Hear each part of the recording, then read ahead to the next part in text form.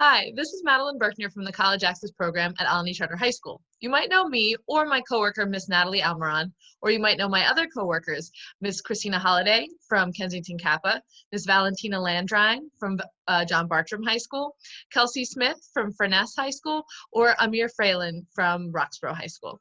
Today I'll be going over some of the basics of college types. This is the first thing you need to know before you start your college search. So let's get started. All right.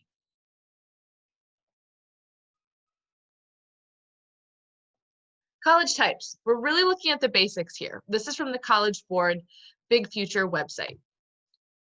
The first thing you need to know when you're starting your college journey is what kind of degree you'd like to earn. A degree is also known as a credential, and a credential means that people believe you when you say you know something. It's a piece of proof that shows that you've actually learned something. We all need credentials in life to move up in certain careers. The first kind of degree that we want to talk about is a trade certificate. Trade certificates are, as you can read, short-term and focused programs that help you directly enter the workforce. These are programs that don't take very long to complete, usually a year, maybe a year and a half, sometimes less. And they give you a more narrow set of skills so that you can do a particular job. Sometimes the certificates can be built upon later, so you might get to take your certificate courses and then later on you can convert them into another kind of degree. But most of the time, people who pursue trade certificates are doing them so that they can immediately get a job. So if you're the kind of student who maybe hasn't enjoyed high school very much and you're really eager to join the workforce and really start earning money, a trade certificate could be a good option for you. I'll show you some examples now. The Community College of Philadelphia offers proficiency certificates in lots of different topics. You can see them here. So they range from acting to culinary arts. Some of them are involved in business. There's entrepreneurship, fashion retail, and this is really just through the letter G that I could screenshot on my computer. So there's a lot more. Sometimes people get certificates because they already work in a particular area and they want to get a promotion. So they might go back to school to get an additional certificate to show that they have more knowledge, and that can mean more pay. Sometimes, again, it could be straight out of high school that the kind of job that you want only requires a proficiency certificate. For example, early childhood education. If you want to work in a daycare, some daycares really only are looking for a proficiency certificate. So these are short programs. They don't take very long to complete at all, and you could get working. More examples. This is a screenshot I took from the Philadelphia Job Corps training website. So they offer some free programs to teach people how to become things like certified nurse assistant or clinical medical assistant. At the end, you don't get a college degree, but you do get the skills and some kind of diploma that you could show an employer to say, hey, look, I know something, hire me. And this could be a great way if you want to get in the medical field, but you don't want to spend a lot of time in college. You like the idea of being able to support your family or support yourself through independent work. This could be a nice way to do that. The last example I'll show you for certificates is from Northampton Community College. Northampton Community College is not near to Philly. It's about 2 hours away, but they have a lot of really interesting programs. And unlike a lot of community colleges, they also have dorms. So if you're a Philadelphia student, you actually could live on campus at Northampton. What I did is I searched on their website for degree programs that took 0 to 6 months to complete. And as you can see, there are only a few. And at the end, you get a specialized diploma. So these are, again, short-term programs that could get you started in a career. Oh, sorry, there's a little bit more here. Then I also searched programs that took a year and a half. You can see there are a couple more options that take a little bit longer, but again, you're leaving with that specialized diploma, or you're starting to see the word certificate more. For example, in HVAC or in welding. In some cases, a proficiency certificate can open up a job that pays very well. And that's mainly in these skilled trades like welding, electrical technology, HVAC. These are highly in-demand jobs, and they often compensate you very well. And you might not need to go to school for very long to do them. Thaddeus-Stevens College of Technology is an amazing technology college, but they also offer a couple of these short certificate programs. Again, these are in high demand fields and they can pay very well. So if you're interested in working with your hands, building, instead of just joining a job on a construction site, maybe think about getting a certificate instead, because that could probably earn you a lot more money. All right, moving on. The associate's degree. The associate's degree is a 2-year degree. It's designed to be done in 2 years. Some students do take longer than 2 years to earn their associate's degree. Some students decide to do an associate's, and that's it. That's all they want, a 2-year degree. And others start an associate's degree with the idea that they'll be then transferring to a college where they could earn a bachelor's degree. Some, like I said, might just need that associate's to get working. You can earn your associate's degree at a range of colleges, including community colleges, career colleges, and there are even some 4-year colleges that offer this 2-year degree. Back to Northampton, you can see that they offer a lot of associate's degrees. So you might remember for those certificate programs, there were just a couple here and there. But for the associate's degrees, there's a lot. You can see this is just from A to C. And they're in a range of different topics, everything from architecture, computer administration, chemistry, communications, but also some things that are very hands-on, like cardiac invasive technology. A lot of interesting stuff. Harcum College is a local 2-year college that offers these associate's degrees. Again, it's a range of things from business management and criminal justice, dental assisting, interior design and marketing, to nursing and radiologic technology. It's a lot of different things. Some people go to Harcum just so they can get their associates and start working. I happen to know that my dental hygienist did the program at Harcum, and so she's working as a dental hygienist and making pretty good money.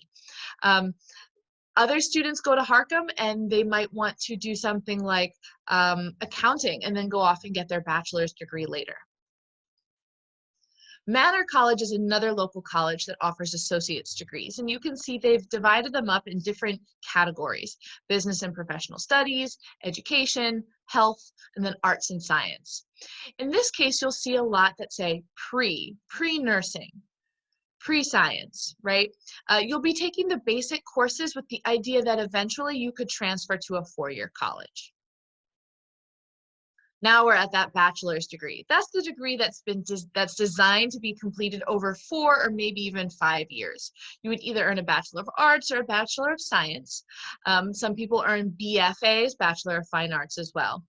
Some people call the bachelor's degree the new high school diploma. And what they mean is that a lot of careers that used to only require a high school diploma now want to see a bachelor's degree at a minimum. But the bachelor's isn't right for everyone. You really have to make sure you're committed and that it aligns with your goals. Graduate and professional degrees. This is sort of the tippy top of the pyramid. You know people who have graduate and professional degrees. Your teachers, most of them have master's degrees to teach. You also have probably been to a dentist or a doctor. They have advanced degrees in medicine or dentistry.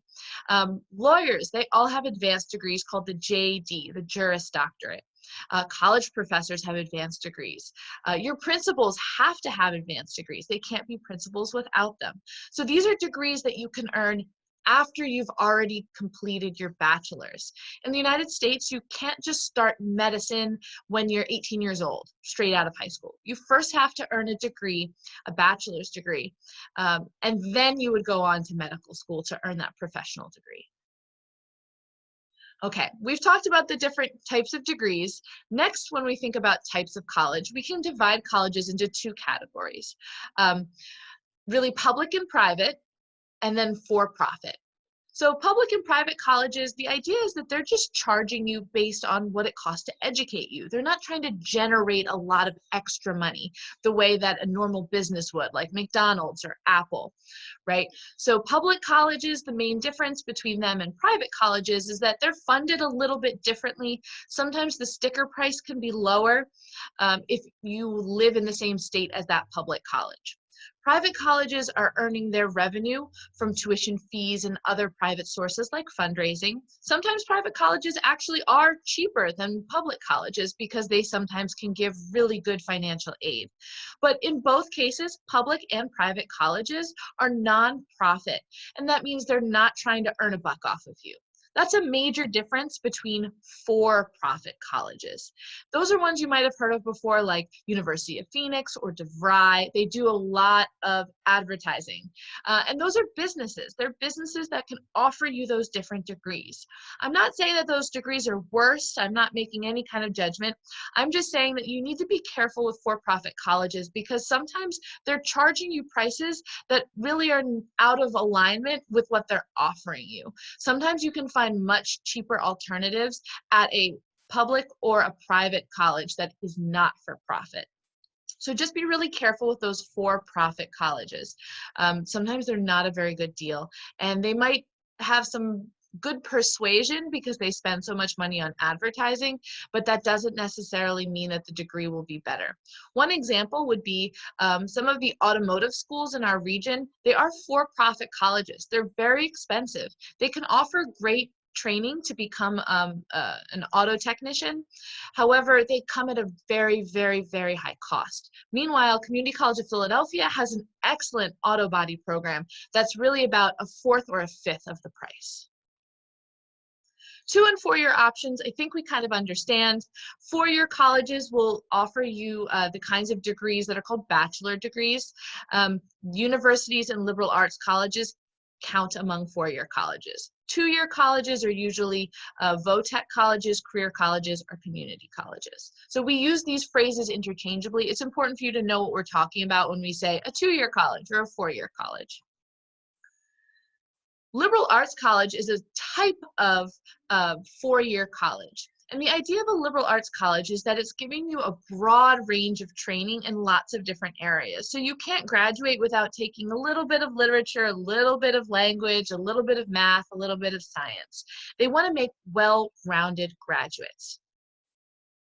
Some examples are Bryn Mawr College, which is in local to nearby Philly. Gettysburg College is about 2 hours away. Franklin and Marshall College, about an hour and a half away. And Ursinus College, about 45 minutes away. These are all small colleges. The emphasis is on teaching, on the community. Most of the students who go here live on campus, so they're very involved on campus. And a lot of liberal arts colleges offer all kinds of activities, funded research, study abroad opportunities. Liberal arts colleges can be a great place to get your education started if you're not even sure what to do, because being undecided at these schools is really normal. You often don't have to pick your major until you're a freshman, after your freshman year or even your sophomore year. Universities, meanwhile, are often larger. They can sometimes offer more majors, different kinds of degrees than small colleges. Sometimes within the university, it's made up of smaller colleges. And I know that sounds kind of confusing, but stay with me here. So university is kind of like the umbrella term. It's the big thing. And then below it are all these different smaller colleges. So I say, for example, here, engineering or health science. You've probably heard of this, so I'll show you 2 examples. One is the University of Pennsylvania over in West Philly. They have 4 undergraduate colleges. So they're a very large university, but if you are graduating from high school, you can only apply to one of the 4 colleges underneath UPenn. Those are the College of Arts and Sciences, the School of Engineering, the School of Nursing, or Wharton School of Business. So if you want to study business and you're applying to Penn, you really have to apply to Penn's Wharton School. So sometimes it's pretty easy to figure out where you're supposed to apply. If you choose the major when you're applying, it'll automatically make your application match that. But sometimes you have to do a little research beforehand. For example, at Temple University. Temple is a large university. I think most of us know it if you live in the city. And Temple is actually made up of 17 smaller colleges and schools. Some of them are colleges that you can't apply to as a high school senior or a high school junior. That would be like the medical college. You would have to wait until you have your bachelor's. But Temple does have multiple different colleges within it, and you would have to choose which one you're applying to when you apply to Temple. So for example, if you want to be a director, you would actually be applying to Temple's School of Film, Media, and Television. If you want to become, let's say, an entrepreneur and your major is business, you'd be applying to Temple's Fox School of Business. And if you want to be an artist, you'll probably apply to Temple's Tyler School of Art. So those are colleges that are sort of underneath the larger umbrella of Temple University. Community colleges. So community colleges we've talked about a lot. They're very affordable. Most of them do not offer housing or dormitories. And they usually only offer those associate's degrees and certificates that we saw earlier. VOTEC and career colleges, there's all different kinds of them.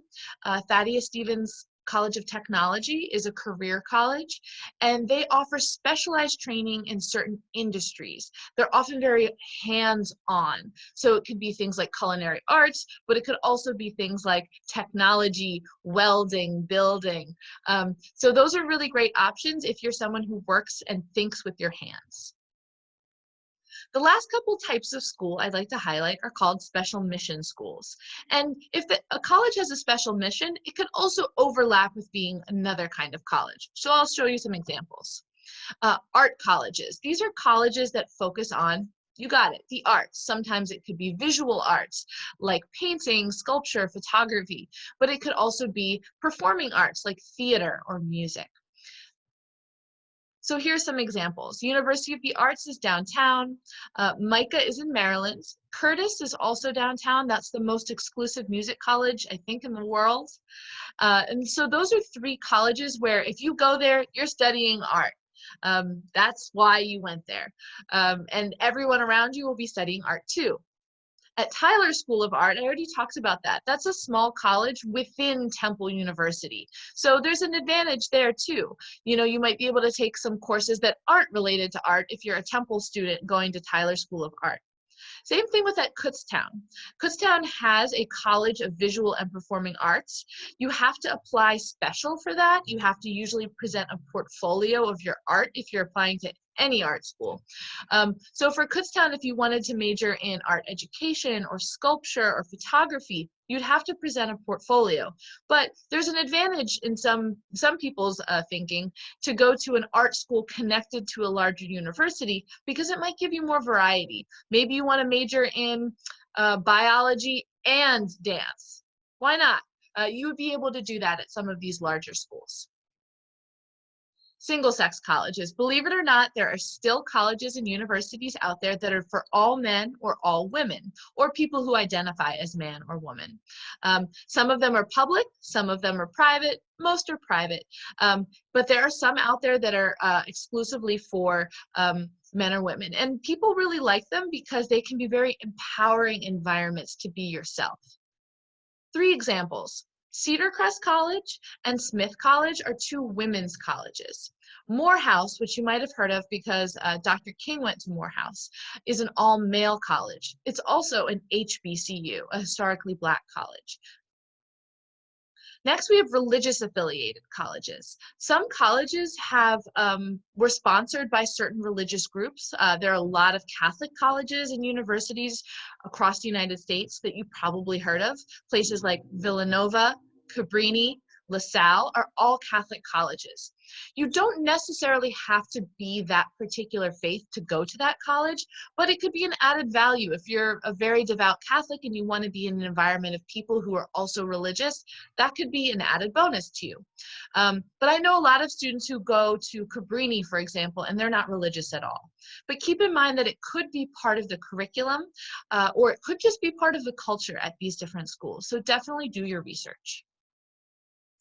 And HBCUs and HSIs. I did mention HBCUs earlier in reference to Morehouse. An HBCU is a historically Black college and university. Much like Christian universities, you don't necessarily have to be identify as Black or African American to go to HBCUs. I think a lot of HBCUs are trying to recruit more Latino students as well. And they can be very welcoming and empowering spaces to complete your education because they were founded to serve Black and African American students at a time when those educational opportunities weren't available. So they often have really amazing histories, an amazing alumni network, and lots of other positive benefits about going to a school that has this rich legacy of educating people of color. Hispanic serving institutions in the Pennsylvania area are not as common.